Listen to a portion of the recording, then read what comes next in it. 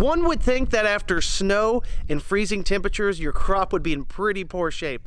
Yet here we are with a nearly perfect stand of corn. If you had told me a week ago that this is what our corn crop that was out of the ground would look like, I would tell you that you're full of it. However, it's in excellent shape.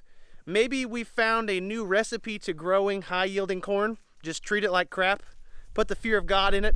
Maybe that's what you need for yield. We also had a nice and easy 3/4 of an inch of rain overnight. That does make the corn look a little bit better. The ground looks darker, adds a little contrast to this nice, beautiful green field of corn. Not only am I thoroughly impressed with the emergence we have out in this field, our spacing is nearly impeccable. Every corn plant is exactly where it should be, or at least within a reasonable degree of error. Keep in mind that all of this seed was placed at over 10 miles an hour, and this is the way it came out. It is hard to beat that. Whether it be your neighbors or YouTube or on Twitter, you see more and more farmers adapting high-speed planting technology, whether it be John Deere's ExactEmerge planters or precision planting setup. That raises a very big question: are they worth the money? And to answer that honestly, I would say yes and no. It's kind of a double-edged sword. Are they going to be the technology that takes your yields up another level? I don't think so. I'm not personally sold on the return on investment on perfect row spacing and emergence. I think that there is something to be said about that.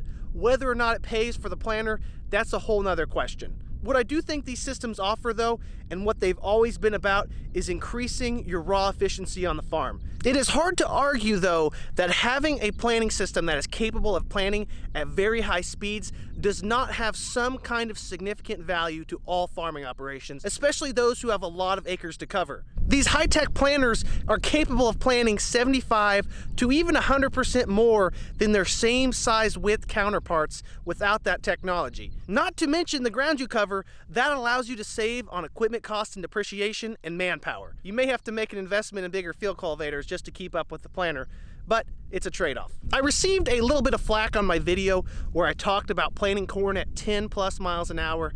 Someone said, well, we plant our corn at 5 miles an hour and it yields 260 to 280 bushels. So planting fast is not what matters. One, I think that's a little bit disingenuous talking about your yield like that. If you were that good at growing corn, you'd probably farm every single acre in the country. So maybe don't stand on your way wagon when you're calibrating your combines at the beginning of the season. Secondly, this attitude is completely missing the point of these planters. This has never been about increasing your yield. If it is a very small amount. These planters are about efficiency and covering acres. It is about planting a farm this size in just a couple of hours. Whereas at 5 miles an hour, this is a 4 or 5 hour project. Modern farmers need to be able to cover more acres and do it at a very high level of accuracy. We can't trade off speed for quality of planting conditions in corn. Now, soybeans just put the hammer down, let them spill out the back, they don't care. Corn's a little bit pickier. Plus, I would argue that the ExactEmerge planting systems and precision planting's high-speed systems do a better job at 10 miles an hour than older technology does at 5 miles an hour. I mean, just take a look at this field. Nearly perfect stand all the way across. Got a lot of corn out here. Hopefully that means come harvest time, the grain cart driver is overwhelmed. I'm not looking forward to that, but I will accept that responsibility. Agronomically, this corn would still be described as emerging. Until this first vegetative leaf here puts on a collar, it is still considered VE, which is vegetative emergence. Then it goes into V1, which is vegetative with the first leaf. That stage is where the majority of our field is. Obviously, we've got some stragglers out here. Some seeds struggle to germinate, get through the soil. There's just a lot of variability in one farm. A few stragglers here and there is nothing to be concerned about, especially when you planted this farm at 35,000 plants per acre. Very high population, and all of these plants typically have the ability to flex their ears. So come ear set and grain fill, they will respond a little bit to what kind of neighboring competition they have.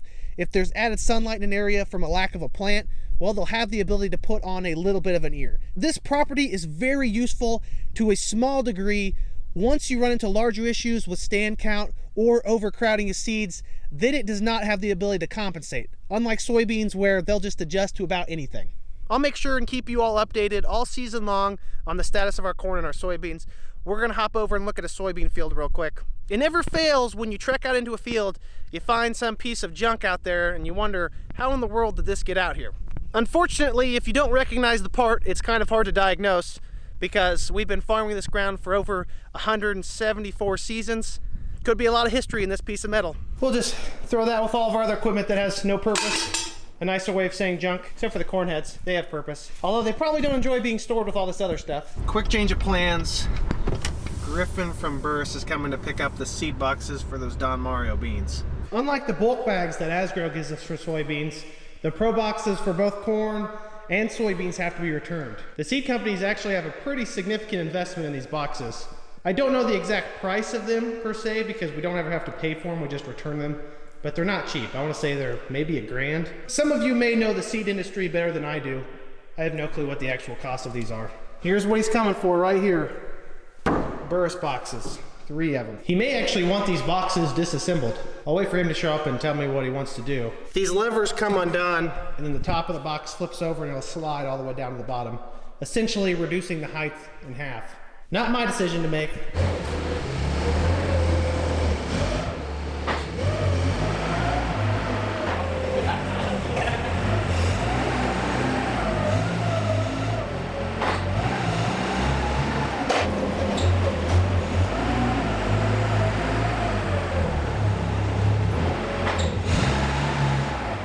The boxes did need disassembled.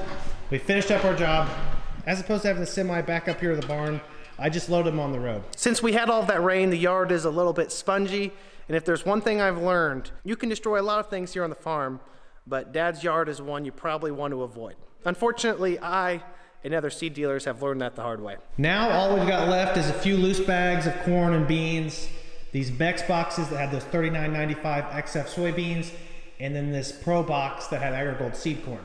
An interesting note about our seed choice for this year, this was the first season that we planted entirely double stack corn. It is important to recognize the difference between double and triple stack corn. Double stack corn has 2 traits for above ground protection, one of them being herbicide tolerance to Roundup and in some products Liberty as well. And the other trait is above ground protection from insects, namely European corn borer, but there are others, through either the Herculex or other similar technologies. That set of genetically modified traits produces cryproteins in the above ground tissue to essentially poison any insect that eats it. European corn borer has been one of the largest financial pests of corn over the last century, and since we've implemented genetically modified technology, our yields have slowly stepped up. This set of cryproteins does not protect against every pest of the corn plant, and that is where triple stack or triple traded corn comes in. Triple stack corn has all of the aforementioned traits and then one extra to protect against corn rootworm. As the name of the insect indicates, it attacks the roots, so it is below ground, meaning that triple stack has 2 above ground traits and 1 below ground trait for protection. Now, I'm sure that's got the wheels turning in your head. Why would we ever plant a product that has lesser protection than its peers? To put it simply, it comes down to 3 factors: price, necessity, and yield. Just because you can use something doesn't mean you should. In terms of price, triple stack corn is about 10 to 15, maybe even 20% more expensive than double stack corn. You are paying for that added technology. Some people do like to pay that added premium to offer a level of insurance per se out there from rootworm and other pests. That is where the second part of the equation comes into play: necessity. There are areas in the Corn Belt where rootworm pressure is extremely high. However, in our specific region, rootworm pressure is at an all-time low. How do we know what the rootworm population looks like? Well, we rely on traps set out by our agronomists from different seed companies. After the rootworm larva emerges and feeds on the plants, it eventually turns into an adult rootworm beetle. These beetles lay their eggs that overwinter in soybean fields. The traps that agronomists set out have a very specific pheromone in them to attract rootworm beetles. Using this simple but also complex system, we can see exactly how much rootworm pressure we're going to have next year, or at least have a very good idea. Over the last 3 to 4 years, guess how many rootworm beetles they've trapped in our area? Well, I can guarantee you all guessed wrong.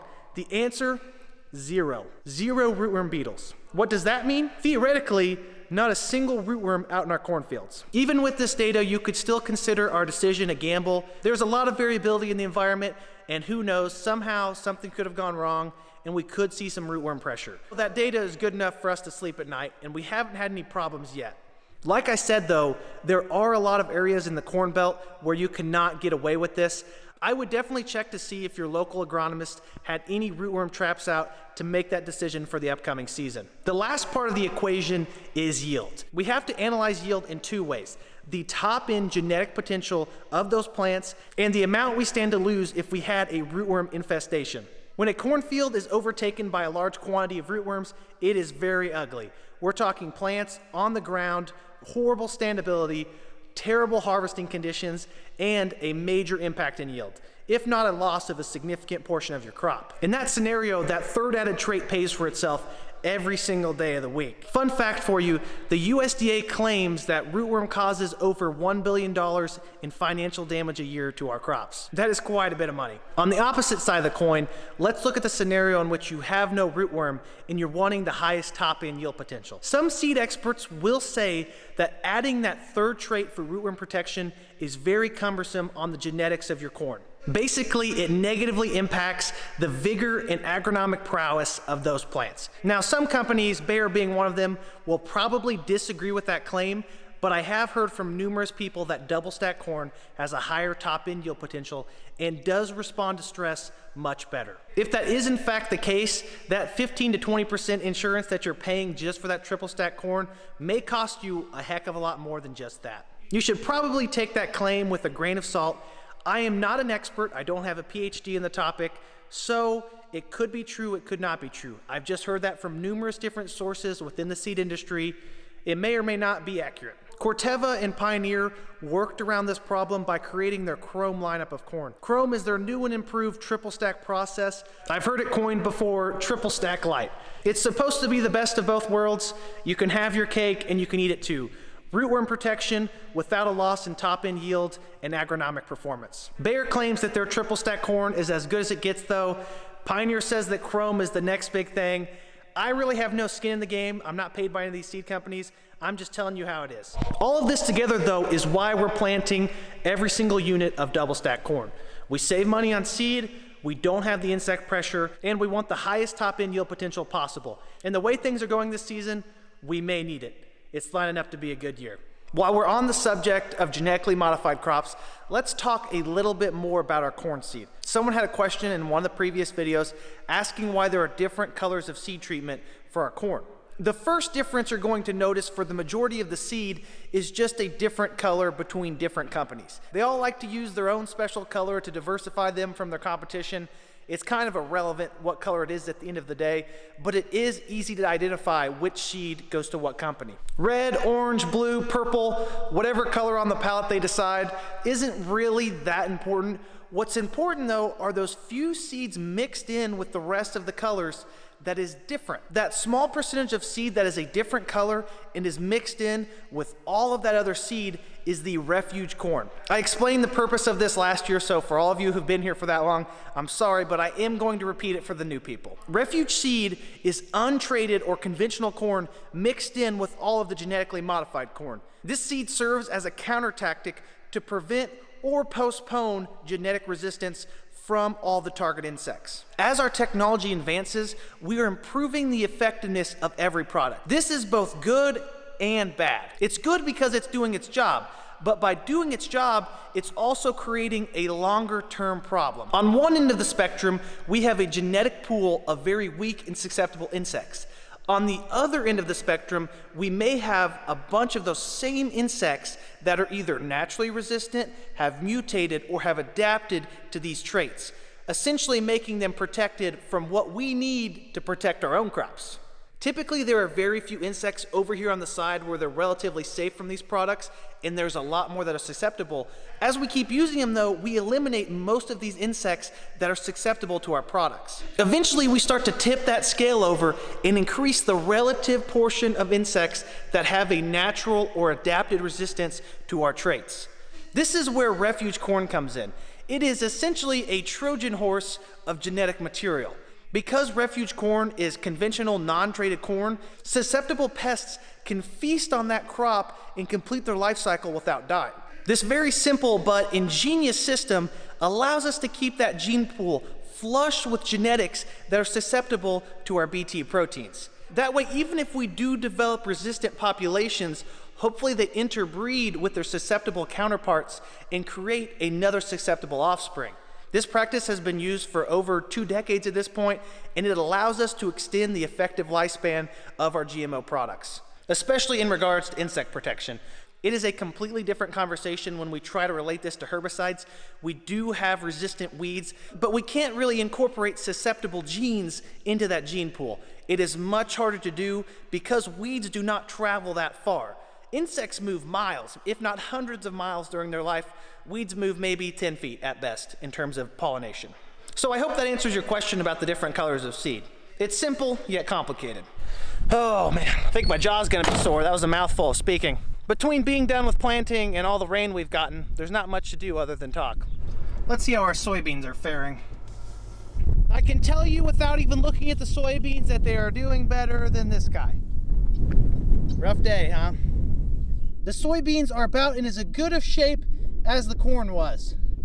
I won't use the term picture perfect because soybeans will never look as good or have nice of a stand as corn. We have a few stragglers out here too. Unless it's 90 degrees outside when you plant them, you're never gonna have uniformity out here. Not a big deal. We have 2 soybeans still here in the VE or VC stage, which is vegetative emergence. The cotyledons have unfolded. They provide energy for 7 to 10 days. Then the unifoliate unfolds. We have a few beans up here, and actually a lot of the field are in this shape, where the unifoliate is completely out. They provide energy through photosynthesis. So all of these young plants out here are actually capturing sunlight and creating their own energy. Over the next few days, we'll see a trifoliate emerge and unfold, and these soybeans will really start to take off in terms of vegetative growth. We've got BASF, Zidua Pro, Burn Down, and residual herbicide out here keeping things clean. Soybeans need the least amount of weed pressure possible. At this point in the year though, not very many weeds have germinated. We're just seeing our winter annuals like our henbit right here dying off from that sharpened portion in the Zidua Pro. We deal with a lot of water hemp pressure. I mean an absolute ton of water hemp out here. I can't wait to see if it's as good as they say it is in terms of lowering those populations.